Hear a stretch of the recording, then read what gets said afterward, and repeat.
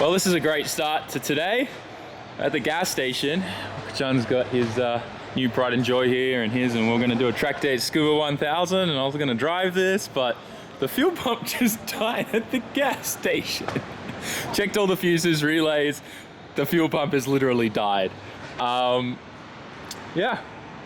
So we're gonna figure something out now. Probably leave the car here after Okachan, after he drives at the track and stuff. We'll probably figure something out where I'll take the fuel pump out of that to get this thing working, and we'll go from there. But there you go. Damn it. Just arrived at Scuba 1000, and we're taking Okachan's car off, and then we're gonna go back to the Enios gas station and pick up my car. My sorry excuse for a car. Damn it, man, we just got full boost back and I wanted to drive, and now fuel pump dies. Can't win right now, can I? We just got back to the gas station. I'm hoping for some reason my car just works now and we can drive it onto the tow truck, because that'll make it a lot faster. Otherwise, we're gonna have to push and use the winch, which probably means I may have to take off my front bar. Luckily it's just zip tied on, but let's see. Are we gonna be super lucky and get away with this? Please, please, please. Nope. We were not gonna get away with that. Damn it. I'll start pushing. Luckily S15s are light. It's pretty easy to do this by yourself. Thanks, Utah. Oh, that's better. Boost just kicked in, yo. All right.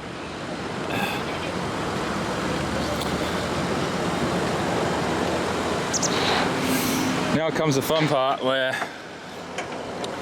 Utah's gonna have to steer this up and one of us has to stand on this. All right, okay. This is what I have to do to save my bumper. I stand on it with all my weight to keep the cable down so it doesn't destroy the bumper anymore. We're nearly done. We're nearly done. Oh, I'm gonna put more weight on it. We're getting close to the top. Ah, it's so hard.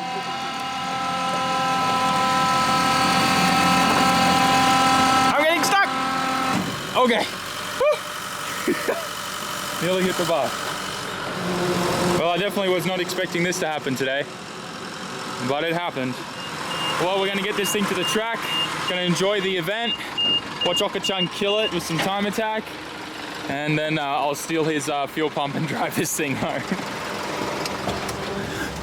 Taking a quick moment to tell you about today's video sponsor, which is Dapski. If you don't know what Dapski is, let me show you. This here is a perfect representation of everything that is Dapski. And if you don't know yet, they are an online store dedicated to selling the biggest range of air fresheners and variety that I've ever seen. And I think what I love about Dapski is there is something there for everyone. They currently have a bunch of these really cool limited edition ones. Probably the Taco is my favorite, but they do have the classic Icy Pop ones, so make sure you go check them out, guys. I think what's great is not only will your car smell great, but you also get to pick something that is styled and themed in whatever kind of genre in the car scene you're going after. So head to dapski.com and get yourself some air fresheners for your rides. I promise you, you will not regret it. And thank you, Dapski, for sponsoring this video. And remember, guys, support the companies that support me. I would not be able to be doing the things that I'm doing today if it wasn't for companies like Dapski. So today's track event is run by the HKS Technical Factory. You guys might remember we've been there before and checked out the workshop. It was super cool.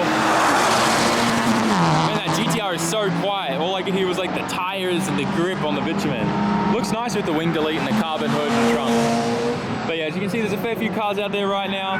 Okachan's out in his Yaris getting some really good times down. The thing actually looks really fast. He's doing a cool down lap right now though, so he's not sending it. But he's been putting some solid times down. So you guys will have to check out his video when that goes up. But let's do a little bit of a pit walk because there's some really cool cars here today. A little bit of an F in chat for my S15 on the back of the loader. There's A80 Super, guys. Damn, that looks nice and clean. Project Mu front brakes. Running some Advent Racing RS2 wheels. I love those style of taillights, wing. Looks like a nice titanium exhaust too. A little bit of an overbody, over fender here. Not too bad. Carbon fiber, a little bit of ducting and canards, and a nice lip. Yeah, that's nice. Ooh, here comes that 35 GTR. Not bad at all. Cool, so next thing, another 35 here. These BBS wheels, they're expensive wheels, those ones. Some nice modest mods, carbon fiber hood, nice wing, canards, bumper.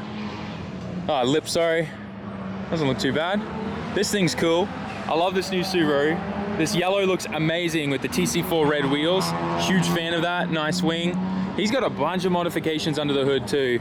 It's crazy, massive oil cooler. The smallest battery I think I've ever seen, it's like that big. Super cool. I wonder what he's pushing out of this thing. Then I saw this S2000 over here with a HKS supercharger kit. Super clean. Running some, what are these, RS3s, I think? Yeah, I think they're the new RS3 wheels. Super cool. This is what I would do to my S2000 if I ever go on. HKS supercharger kit. There's a little oil there. So a lot of the supercharger kits from HKS come with their own like oil system and cooling system. So you gotta have like a little top up tank and stuff, and very interesting. Normally turbos obviously share the oil with the engine for cooling, but a lot of the HKS supercharger kits have their own like entirely separate oil cooling system. Got some 8.6s out, that looks nice with all the carbon. Damn, this Subaru was braking hard. Look how much the brakes are smoking on that. I don't know if you can see that. That's some hot brakes. Damn. Looks fairly stock. Looks cool. This thing's sick. Oh boy. All right, let's go see what Okachan's up to now. Nice Civic out right now. There he is at the back. He was getting some serious times down too. It's actually insane how fast this thing is stock from the factory. I think he's jumping off track now. Bummer. Not gonna lie, being here watching Okachan compete against his own time over and over, making me want to get even more. It's making me wish I could get something before I could finish the Evo for it. One day we'll be out there doing time attacking grip stuff, guys. Don't worry, it's on my list. We just need to get everything sorted out. We should be fine. Heart transplant comes to mind right now, but it's not really a heart transplant. We're not changing motors, but getting the fuel pump right now off Okachan's race car, and I'm in the process of getting mine out now too. I'm hoping I don't have to remove all this stuff that's in my boot right now. I think I can get away with keeping all my tools here and just taking off the cover. But one thing I'm definitely not looking at is, as you guys know, my fuel pump stopped working at the racetrack. Oh, there's some interesting wiring there. And because it stopped working at the gas station, and I'm sure you can put two and two together, I filled this thing up with gas. So my hand is about to go really deep into gas, which is like the worst thing ever. A full tank of gas and taking out a fuel pump in one of these is not fun. And hopefully we don't break any of these little tabs, because that would suck.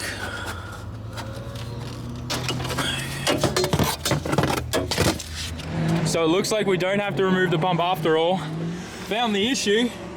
This is actually a very common issue when you have a pump that draws a lot. The pin completely melted at the plug and screwed me over. So what I've done to get it fixed temporarily is I was able to squish the plug closed a little bit, and now that's actually making contact on the pin in here. So it seems like it's just the plug that's melted, but I am gonna check this once I get to Yashio factory and make sure. So for now, I'm just plugging everything back in.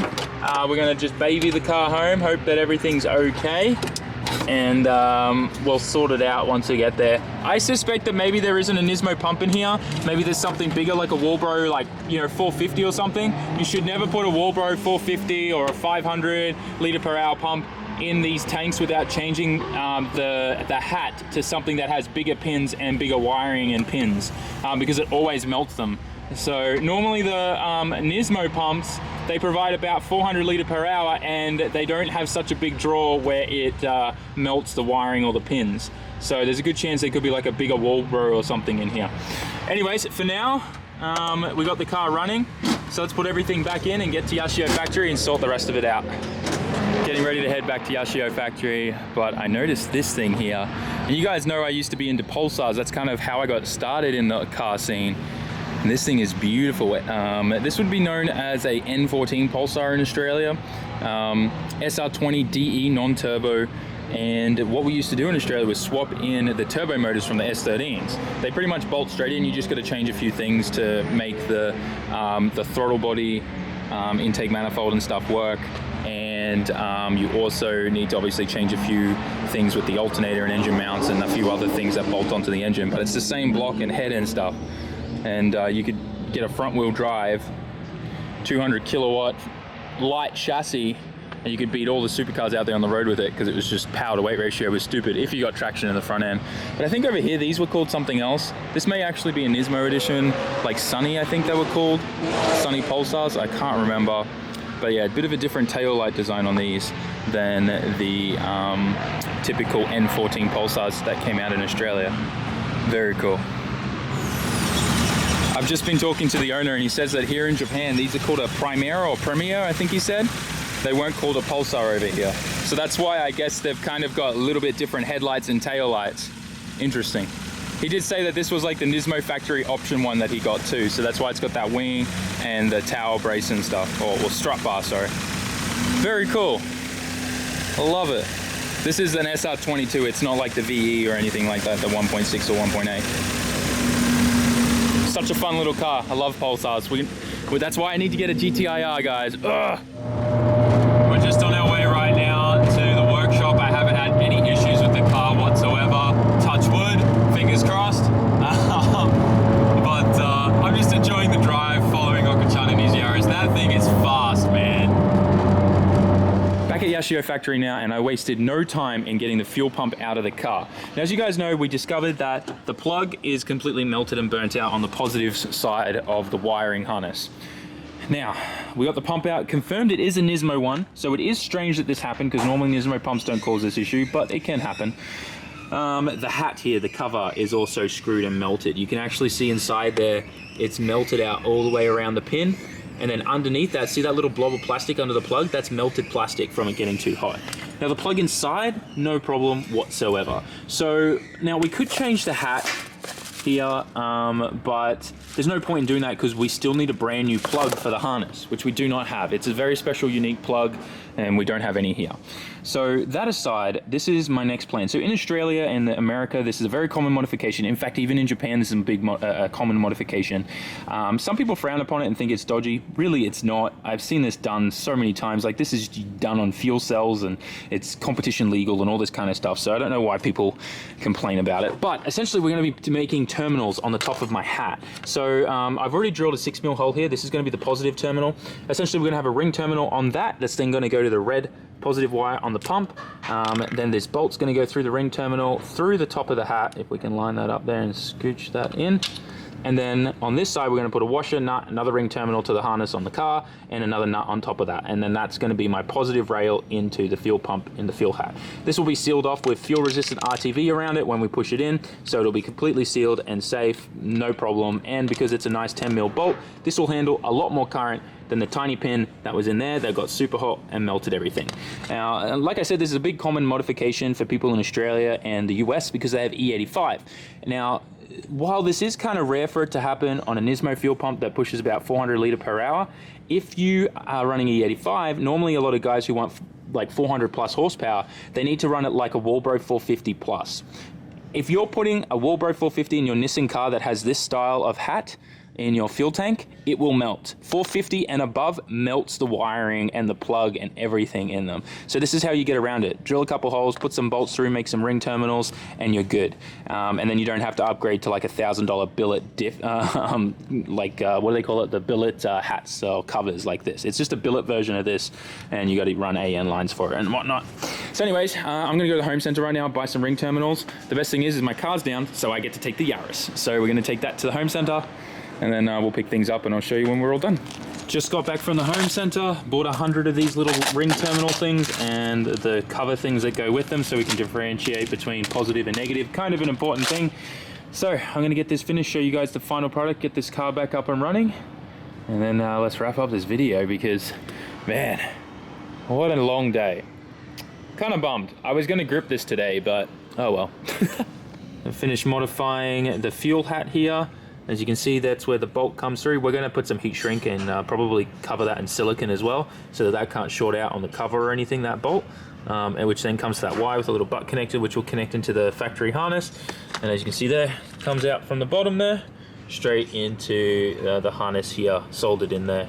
I am going to cover this with electrical tape, obviously, and put a zip tie over that, because I know the gas will deteriorate the electrical tape. That's why, like on heat shield and stuff like that, you still see they put a zip tie on it to stop it from falling out or falling off. So we'll do that as well there. But yeah, all done, guys. Now I just got to kind of finish putting it together, cover this terminal up so that can't short out on anything, and we're good to go. Just tightening the last bolt now. We are good to go. Let's see, we're gonna have gas or an explosion. Oh, I can actually tighten up my fuel cap now. That's all back in there. The hardest thing was getting the fuel pump in its little slot thing in there with a full tank of gas, and then getting that locking ring collar on the top to line up right so it actually worked. Oh yeah, I hear that fuel pump, all right. All right, we're in neutral, let's see. Hey, we back, boys. Need to tighten that belt. There it goes. We back. Yay, yay. Well, that's that for me today. Finished fixing the Silvia. We're good to drive it again. For how long, I have no idea. It seems like recently we've just been fixing all these little gremlins here and there, which I'm not really surprised about. Like, I never really had many problems after we built this car, and normally you always get some gremlins when you build a whole car, so I guess this is just kind of continuing from there, and it just took a while for them to show themselves, but hopefully that's the last of them. I don't think anything else more could go wrong. Touch wood quickly, damn it. Wood. There's got to be a piece of wood here somewhere. Oh boy. Oh no. I'm genuinely scared. I just completely jinxed myself. Surely, nope. Okay. Piece of wood. There's a wooden broomstick. That will work. All right, now we're safe. But that aside, I think we'll be fine now. And we should be good. I'm just excited to drive this thing at full boost again, because it's probably been like, when I changed those lines, and I know that those lines have been touching that downpipe for the longest time, before I left to the States and everything, that this thing felt like it was laggier and bad on power. So this thing has not been at full boost for a very long time, and I'm just excited to drive with it again. Pop third gear like it's second. All right. I think I'm gonna wrap up the video here. I'm kind of really beat. I only got 2.5 hours of sleep last night, and then all the running around and the stuff we had to do to fix the Silvia so I can drive home is kind of, it's wrecked me. But anyways, guys, I hope you enjoyed today's video. Smash that like button, write us a comment, and subscribe. Definitely subscribe, guys. I know there's a whole bunch of you. YouTube analytics tells me that nearly 60 to 70% of you guys watching aren't actually subscribed. So if you've been watching for a while now, which I know you have been, click that subscribe button, commit. You know, I know a lot of people don't like committing to relationships, but you know what? Let's make this something. Hit that button for me. All right, that's probably the cringiest, corniest thing. Anyways, I'm gonna move on from that.